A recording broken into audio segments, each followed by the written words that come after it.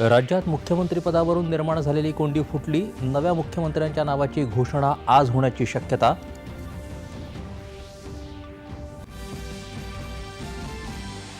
सत्ता स्थापनेसंदर्भात भाजपा नेते देवेंद्र फडणवीस, शिवसेना नेते एकनाथ शिंदे आणि राष्ट्रवादी काँग्रेसचे नेते अजित पवार यांची आज नवी दिल्लीत भाजपा पक्षश्रेष्ठींशी चर्चा अपेक्षित.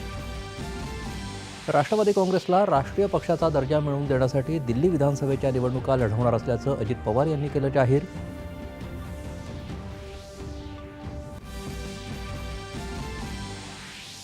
विधानसभा निवडणुकीत संध्याकाळनंतर वाढलेल्या मतदानाच्या टक्क्यांवर नाना पटोले यांचं प्रश्नचिन्ह. वाढीव टक्का सामान्य बाब असल्याचं निवडणूक आयोगाचं स्पष्टीकरण.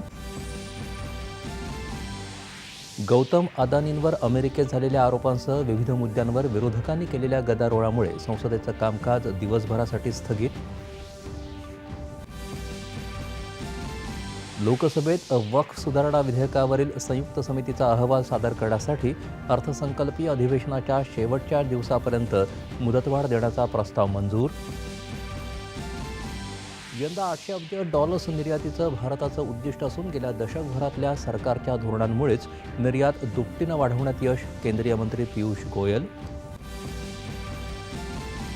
संतश्रेष्ठ ज्ञानेश्वर माऊलींच्या 728व्या संजीवन समाधी दिन सोहळ्यानिमित्त राज्यभरातून लाखो भाविक अलंकापुरीत दाखल. 55व्या भारतीय आंतरराष्ट्रीय चित्रपट महोत्सव अर्थात इफ्फीचा आज होणार समारोप.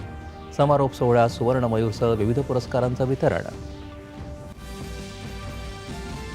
पुरुषांच्या कनिष्ठ हॉकी आशियाई स्पर्धेत थायलंडवर विजय मिळवत भारताची विजयी सलामी.